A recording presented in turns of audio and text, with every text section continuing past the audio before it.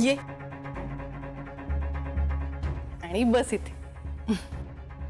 नारायणी, मीठ मोहऱ्या घेऊन ये ग. मावशी, तुला माहितीये मला हे सगळं आवडत नाही. मला हा बालिशपणा वाटतो. मान्य आहे मला, पण माझा विश्वास आहे म्हणून तरी काढून घे की दृष्ट. ठीक आहे मावशी, मी तुझं मन मोडणार नाही.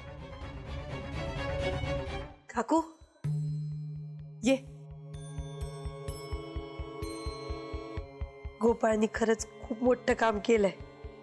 सगळेजण त्याचं कौतुक करतात. काकू, माझ्या भावाची अशी दृष्ट काढ की परत कधीच कुणाची दृष्ट लागायला नको.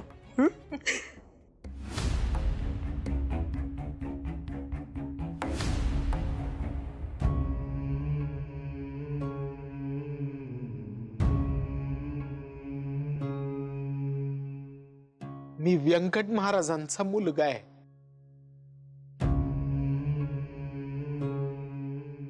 आधू असं खरंच म्हणाला का रे गोपाळ?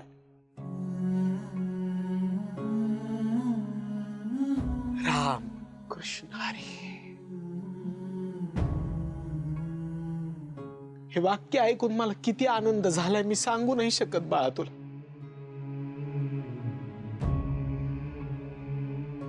गोपाळनी आमच्यातलं नातं परत तोडूनच टाकलं होतं रे आधू.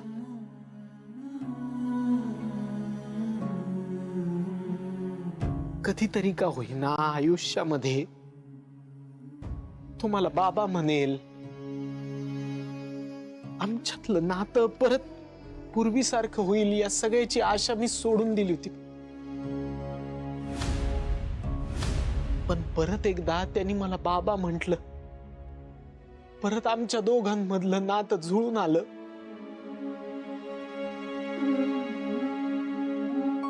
सगळी त्या विठुरायाची कृपा झाली बघ.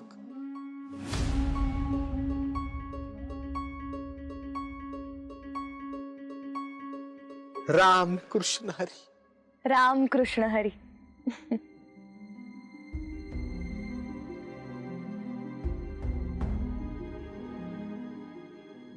तुला सांगतो इंदू, हे सगळं घडून आलं ना ते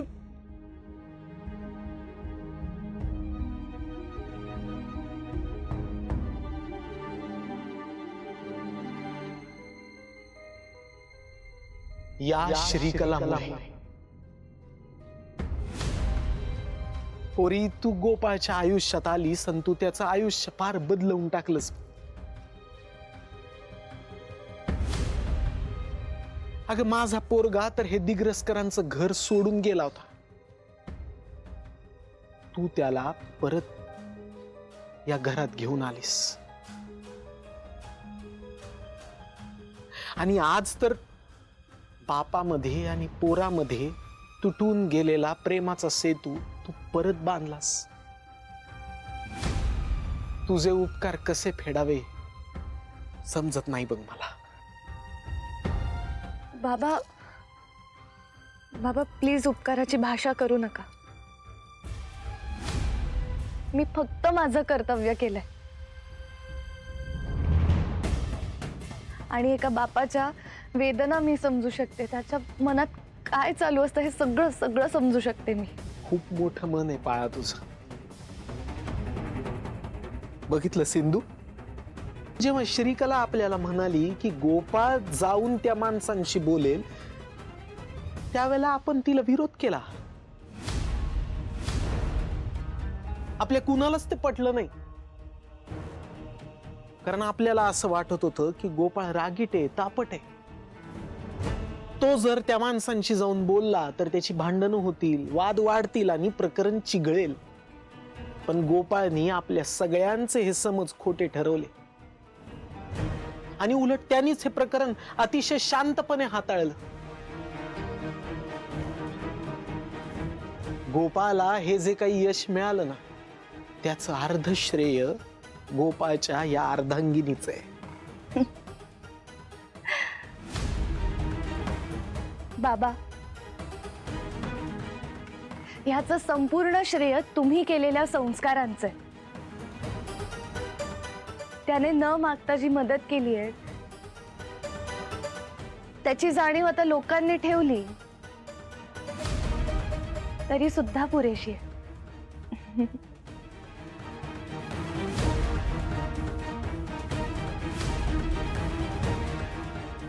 श्रीकला, ह्यात तुझा काही ना काही वाईट हेतू असणार आहे, नक्की असणार आहे.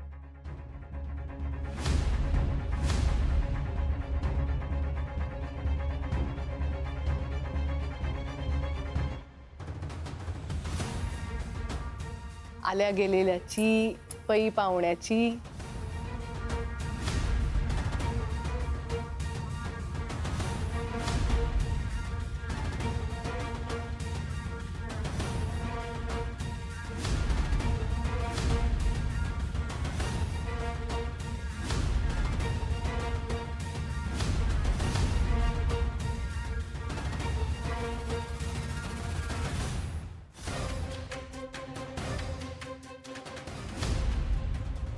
गोपाळ,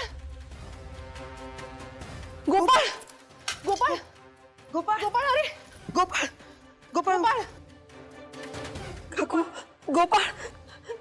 नारायणी जा ना, यांना बोलवू ना. गोपाळ महाराजांनी कमालच केली म्हणायची. अहो मास्तर, शाळेचा मोठा अडथळाच बाजूला केलाय. इंदू आणि अधोक्षज पण ट्राय करत होते, पण सक्सेस मात्र गोपाळ झाला. लहानपणापासून हुशारच आहे गोपाळ. नाही नाही, तू एकदम खरं बोललीस बघ.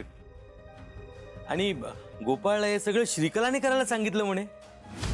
म्हणे नाही माले मास्तर, कन्फर्म न्यूज आहे ही. नाही नाही, तशी ती हुशारच आहे. म्हणजे अगदी इंदूच्या खांद्याला खांदा लावून ती शाळेसाठी काम करते. आणि विद्यार्थीप्रिय शिक्षिका आहे. आणि इंदूला तिच्या कामामुळे मदतच होते, नाही का इंदू? अधोक्षज आपल्याला जसा मदत करतो ना, तसा गोपाळ पण आपल्याला शाळेच्या कामात मदत करेल. म्हणजे विज्ञान आणि गणित हे विषय तो शिकवेल, हो ना? हो ना, लहानपणी मला आणि इंदूला तोच गणित शिकवायचा. अरे, त्यांनी फक्त महिन्यातून एकदा टीचर ट्रेनिंग जरी घेतलं ना तरी खूप झालं.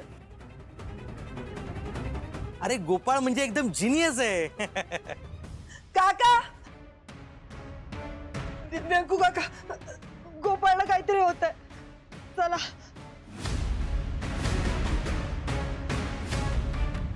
काय झालं गोपाळ दादाला? नाही माहिती, तुम्ही पहिले आत चला.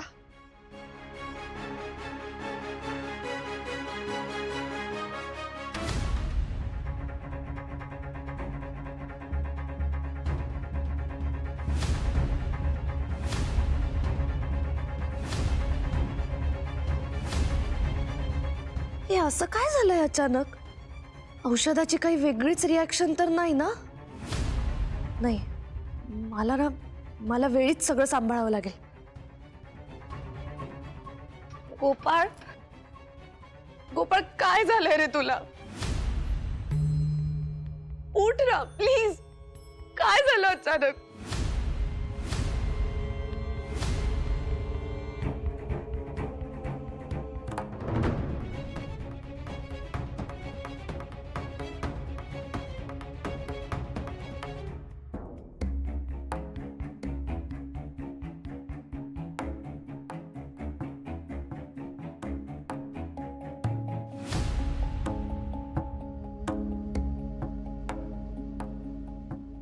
तुम्ही सगळे असे? तुम्ही माझ्या खोलीमध्ये काय करताय? अरे बाळा, तू चक्कर येऊन बेशुद्ध पडला होतास. ऐक, माझं डोकं का दुखतंय एवढं?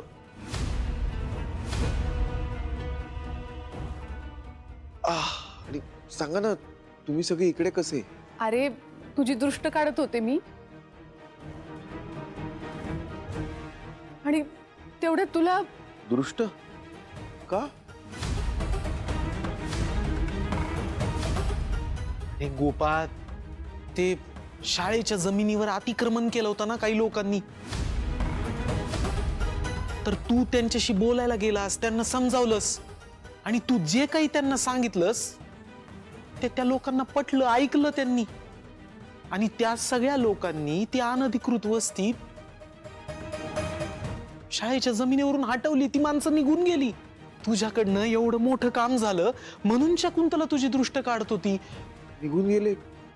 कुठे गेले? आणि मी काय बोललो त्यांच्याशी?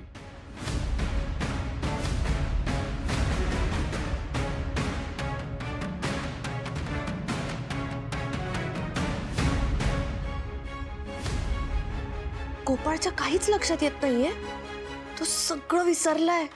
पण हे जर कोणाच्या लक्षात आलं ना तर खूप प्रॉब्लेम होईल. नाही, मलाच काहीतरी करावं लागेल. इतकी शार्प मेमरी आहे गोपाळची, पण याला काहीच कसं आठवत नाहीये. नेमकं प्रकरण काय आहे? मी काय म्हणते, तो आत्ताच शुद्धीवर आलाय, तर आपण त्याला इतके प्रश्न नको विचारूयात. बरोबर बोलतेय ना मी आई बाबा?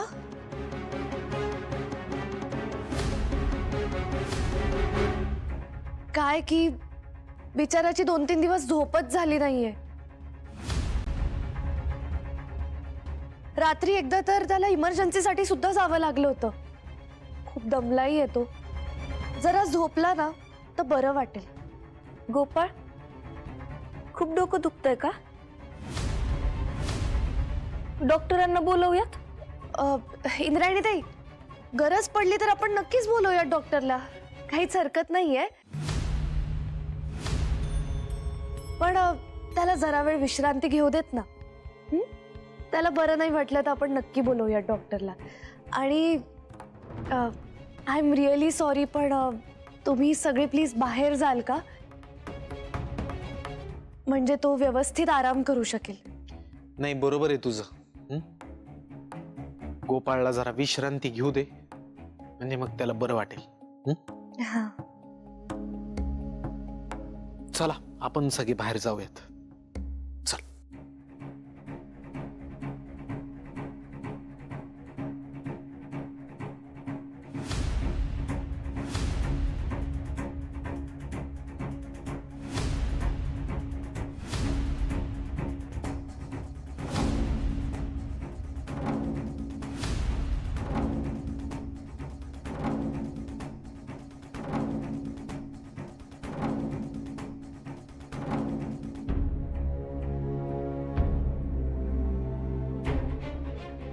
आई ग, श्रीकला खूप डोकं दुखतंय ग, सहन होत नाहीये. 1 मिनिट थांबा, मी तुला औषध देते.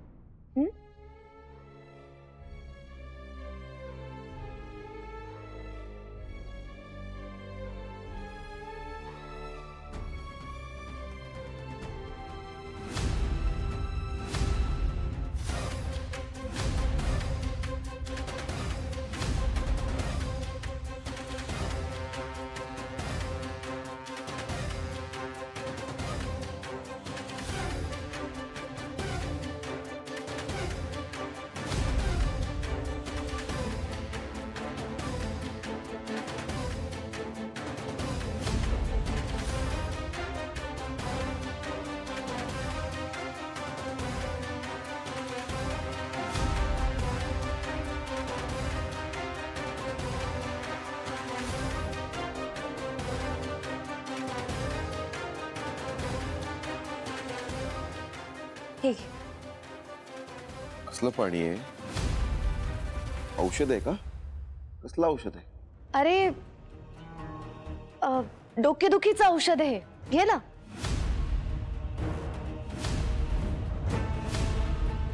तुझा विश्वास नाहीये का माझ्यावर?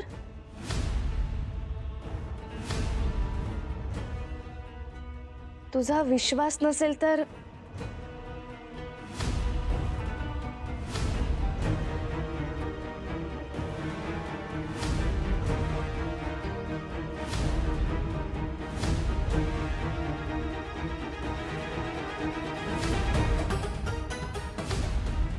आता शांत झोप.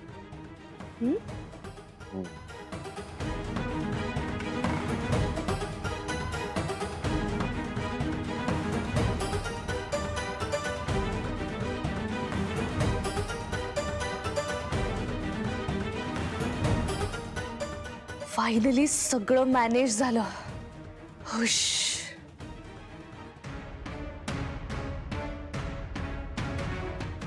ए श्रीकले,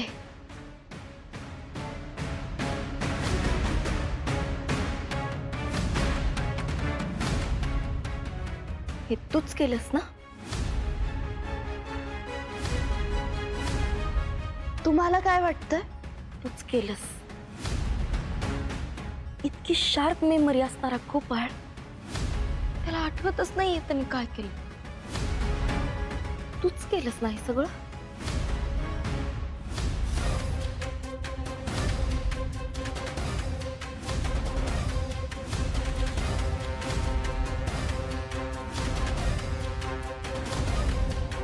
हुशार आहात. हं? पण ही हुशारी जास्त दाखवली ना तर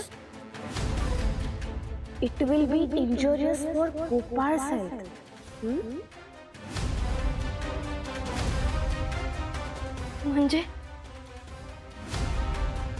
म्हणजे तो अजून जिवंत आहे ना, यासाठी माझे आभार माना. श्रीकला,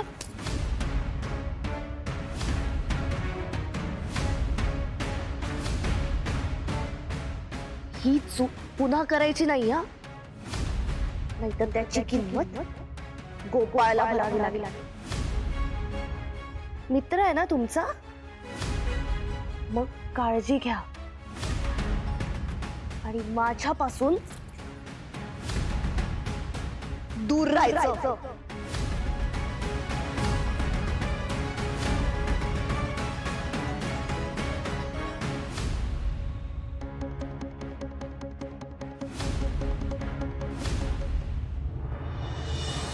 पण हे अचानक काय झालं गोपाळला? काय म्हणजे? तू दिलेल्या अर्काचा प्रभाव कमी झाला.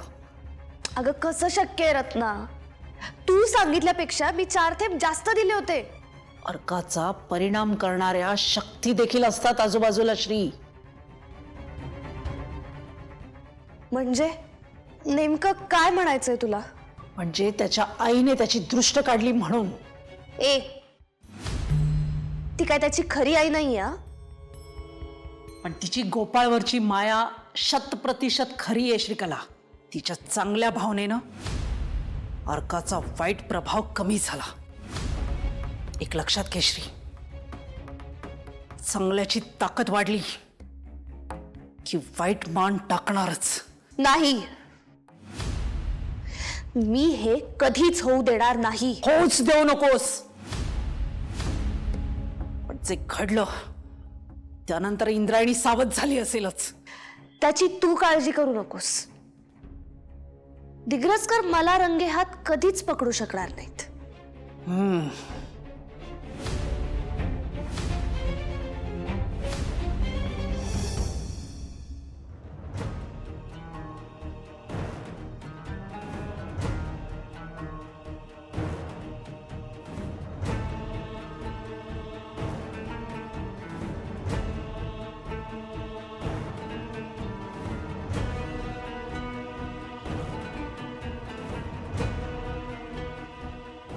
गोपाळ,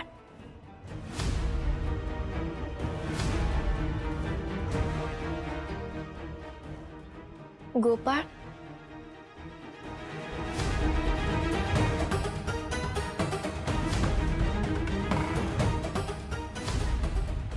काय झालं? श्रीकला कुठे आहे? ती नाहीये इथे. काय ग इंद्रायणी, त्या शाळेच्या जागेवर झोपड्या होत्या, त्या झोपड्या त्यांनी हटवल्या का?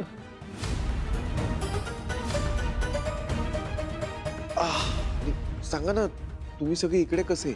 शाळेच्या जमिनीवर अतिक्रमण केलं होतं ना काही लोकांनी, तर तू त्यांच्याशी बोलायला गेलास, त्यांना समजावलंस. निघून गेले? कुठे गेले? मी काय बोललो त्यांच्याशी?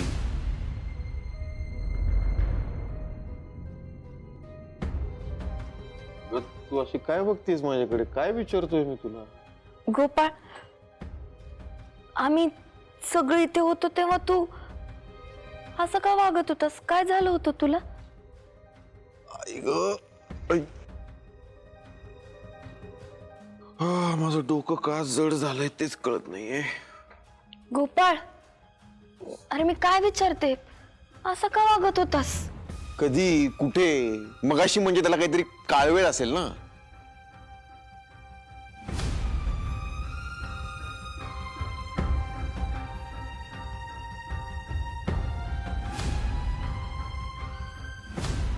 माफी करा सरपंच साहेब, आम्ही आज रात्रीपर्यंत ही जागा रिकामी करून देऊ. चला रे. तुला काहीच कसं आठवत नाहीये? इंद्रायणी तू किती प्रश्न विचारतेस अगं मला. तुला एवढी साधी गोष्ट कळत नाही का? ज्या माणसाची तब्येत बरी नाहीये त्याला एवढे प्रश्न विचारायचे नसतात. शाळेत शिकवतेस ना ग. तू जा इकडनं, जा जा ना ग बाई, जा ना प्लीज.